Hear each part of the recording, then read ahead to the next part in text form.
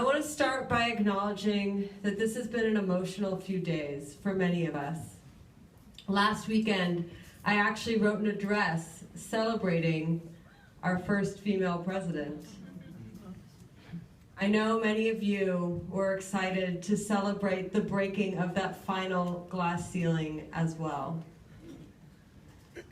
I had to write a different address for you today. The future is unknown for the feminist movement and for our country right now.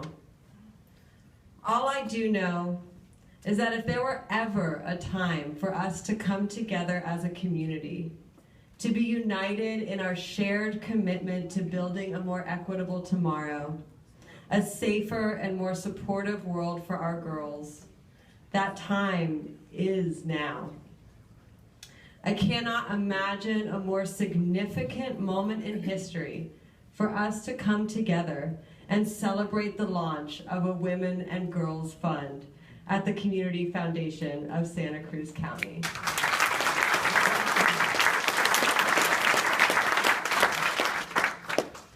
Our girls need us right now. With the media repeatedly playing tapes of our now president-elect bragging about groping women, with the promise of a female president lost in this election cycle, our girls are looking to us to explain to them what happened and what's next. What can we tell our daughters, our sisters, our girls? We can tell them that the movement did not start and has not ended with this election. We have struggled together from Seneca Falls in 1848 to the suffragettes of the 20th century to the feminist movement of today to make incremental changes in the fight for women and girls' rights. And despite setbacks, the arc of the moral universe always bends toward justice. We worked together to pass the Civil Rights Act, including Title VII, protecting women against workplace discrimination, and Title IX, protecting against gender-based discrimination in schools. We worked together to pass the Violence Against Women Act and the Lilly Ledbetter Act, to have the right to choose and the right to marry whom we choose, the right to attend desegregated schools, regardless of race or gender identity. Women have achieved new heights in the workplace as scientists, astronauts, mechanics, police officers, and senators. Progress will continue. By leveraging our collective strength, resources, and expertise to equip young women and men with the tools they will need to move us forward. But we must move forward with eyes wide open, aware of the barriers our girls are facing to achieving their dreams, systemic, cultural, and personal. Women are still discriminated against. We have yet to achieve equal pay for equal work, making only 80 cents to the white man's dollar. For Black women, this number drops to 63 cents. And for Latino women, 55 cents. 55 cents to the man's dollar. Danielle West, a 16-year-old who serves on Alliance for Girls Board, once explained to me the impact of the pay gap on her life. As she explained, I want to be a cardiologist one day. As an African-American woman, I would lose more than $2 million over my lifetime because of the pay gap. This systemic barrier is compounded by cultural barriers. A culture and society that objectifies and sexualizes women and girls. A culture that enabled a president-elect who openly called women fat pigs, bimbos, and disgusting. A culture that promotes top 10 hit songs about pimping, sexual exploitation, and displays billboards and ads that feature women in compromising, degrading positions, espousing messages of misogyny. And this culture of violence against women and objectification has real consequences on our girls. In a nationwide survey, 56% of girls in grades 7 through 12 report being sexually harassed during the 2010 to 2011 school year. 15% of sexual assault and rape victims are under the age of 12. And nearly half of all female rape survivors were victimized before the age of 18. This culture of misogyny and violence against girls is all too often internalized by our girls. Girls begin to self-objectify and obsess over their looks, leading to body dysmorphia, eating disorders, and worse. Studies show that in early adolescence, girls who have a more objectified relationship with their bodies are more likely to experience depression and have lower self-esteem. The enormity and complexity of the systemic, cultural, and personal barriers girls face is overwhelming. Each challenge requires a multifaceted solution. That is why the development of multi-sectoral, coordinated efforts to advance women and girls is so critical. That is what we are doing at Alliance for Girls, and that is the work that is launching at the Community Foundation of Santa Cruz County. Alliance for Girls is the largest regional alliance of girls organizations in the country, as Lance so aptly explained. Together, our members serve more than 300,000 girls and young women annually. Our members include outdoor adventure camps for girls, yoga for incarcerated young women, media literacy programs, and girls' choirs. Alliance for Girls was founded by 6 executive directors of girls organizations that were frustrated that despite decades of providing needed services to girls, despite countless hard hours of work, girls kept walking through their doors with the same issues that they did 5 years ago, 10 years ago, sometimes even 20 years ago. The founders of Alliance for Girls knew that something had to change. And that something was the decision to start working together, to eliminate systemic, cultural, and personal barriers. By leveraging their collective wisdom, resources, and capacity, thus developing the power of the girls' service sector to truly move the needle on these enduring and complex issues. Alliance for Girls was founded in 2012 with a mission to ensure that girl-serving organizations are more connected, more effective, and better able to prepare the girls of today to be the leaders and thriving women of tomorrow, much like the amazing women that were in the videos we just saw. Alliance for Girls helps girls overcome personal barriers to success by making sure every girl has access to the right program for her at the right time in her life. When organizations start to collaborate, they can make sure girls have access to the education and opportunities they need. For example, Equal Rights Advocates is a public law firm that's an expert in Title IX, gender-based discrimination in schools. The Young Women's Freedom Center is an expert in serving formerly incarcerated young women and providing empowerment curriculum. Through Alliance for Girls, Equal Rights Advocates, and the Young Women's Freedom Center were able to collaborate and partner, thus bringing for the first time Title IX education to formerly incarcerated young women at the Young Women's Freedom Center. And I was actually there at their first collaborative meeting, and I remember that the lawyer from Equal Rights Advocates said to the girls, go to the left side of the room if you've ever heard of Title IX before. Go to the right side of the room if you've never heard of Title IX. 99% of those girls went to the right side of the room. They had never even heard of Title IX.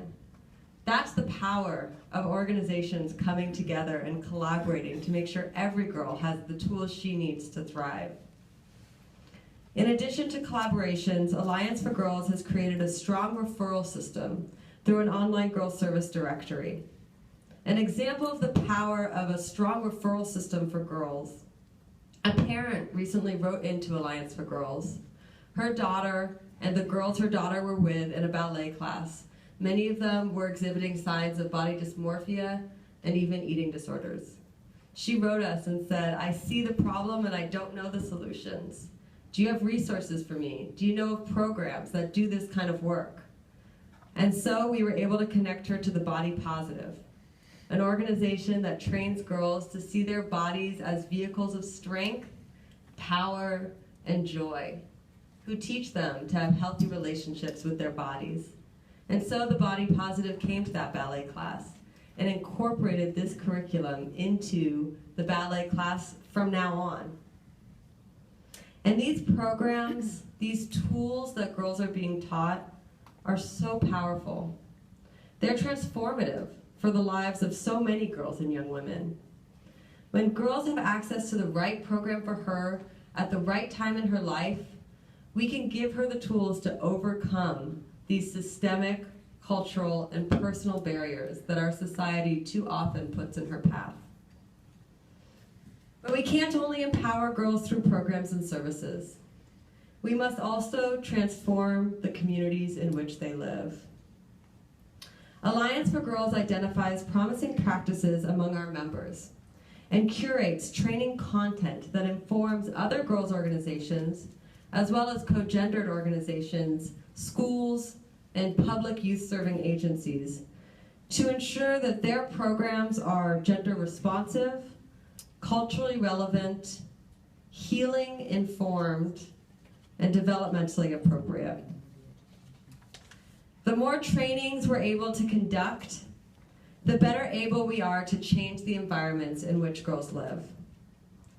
Thus far, Alliance for Girls has trained nearly 1,000 service providers and educators on topics including the impacts of gender conformity, girls' socio-emotional and cognitive development, and redefining respect and building self-respect in girls. When we have access to this kind of successful programming, when youth-serving organizations such as schools or juvenile justice is able to learn how to redefine respect for girls, we can truly transform the environments in which girls live. And finally, with a coordinated, strong, and powerful alliance of girls' organizations and champions, we can create a movement that can eliminate systemic barriers to girls' success. In 2015, Alliance for Girls was one of 3 organizations in the country to receive the National Girls Initiative Award through the U.S. Department of Justice. Federal funding that went to several of our girls' organizations.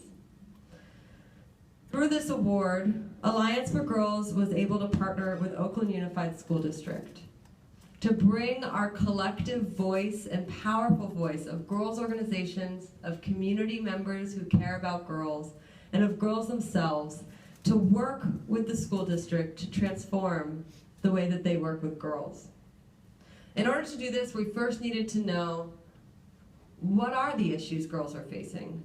What are girls' greatest needs in Oakland? What we knew is that in Oakland schools, Black girls are nearly twice as likely to be suspended as their white counterparts. We knew that girls of color, Latina girls, Asian Pacific Islander girls, Native American girls, were chronically absent at much higher rates than their male counterparts. What we didn't know was why. What was happening to drive girls of color out of their schools, to create such high suspension rates specifically for Black girls? So we asked them. We just listened. And girls told us, sexual harassment and assault is an everyday experience. We asked a group of middle school girls who told us there's a tradition in their school called Slap Butt Fridays. Slut shaming is a significant source of stress for girls, intensified by cyberbullying. So as often their male peers are harassing and assaulting them, often their female peers are shaming them and bullying them for that harassment. Black girls specifically spoke to explicit bias from their teachers, citing that teachers are afraid of them, and they see teachers punish them for actions their counterparts are not being punished for. The silver lining is that the girls who had access to girl-specific programs said that it really made the difference. In these spaces, they felt safe in a world where they rarely have the opportunity to feel safe. They could build healthy relationships with other girls, their peers, as well as adults, and they could process all that's happening throughout the school day. What many girls said that really resonated with me, I can finally breathe when I'm in my girls' programs.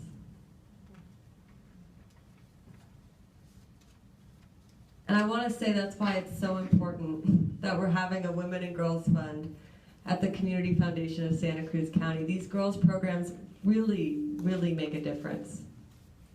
And so, based on Girls Express Needs, Alliance for Girls brought to the attention of the school district what girls needed and what could be done about it. We have created policy, practice, and program solutions in partnership with Oakland Unified School District to directly address Girls Express Needs.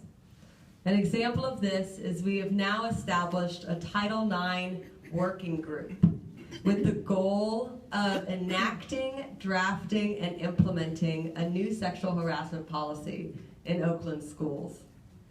The Title IX working group includes restorative justice coordinator, Oakland Unified staff from athletics, from student leadership, from behavioral health, as well as community organizations and girl leaders. And together, we're crafting new policy for the school districts.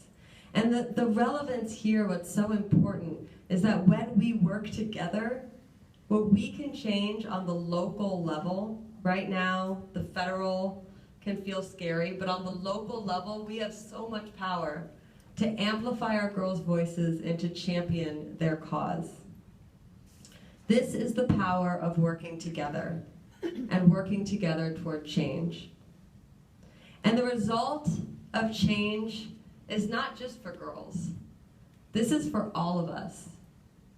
As Hillary Rodham Clinton once said at the 4th UN World Conference on Women, what we are learning around the world is that if women are healthy and educated, their families will flourish. If women are free from violence, their families will flourish. If women have a chance to work and earn as full and equal partners in society, their families will flourish. And when families flourish, communities and nations do as well. An investment in girls is an investment in boys. It is an investment in all of us. And it is going to take the investment of all of us to create a more equitable future for our children. I brought my family here with me today. My father, who always told me I was his shero, convinced me that I looked better as a dancer with a little more meat on my bones. And always told me that I could be anything. In May of this year, I married my husband, a feminist to his core, who has stayed up late and woken up early to help me write speeches like this, who supports and admires my professional ambition, who agrees that when we have children, we will raise them together as partners. And in turn, I am his partner, supporting his career, dreams, and ambitions. This kind of partnership is what we all need. It is what moves us all forward. And finally, I brought my mom here today too. It's her birthday.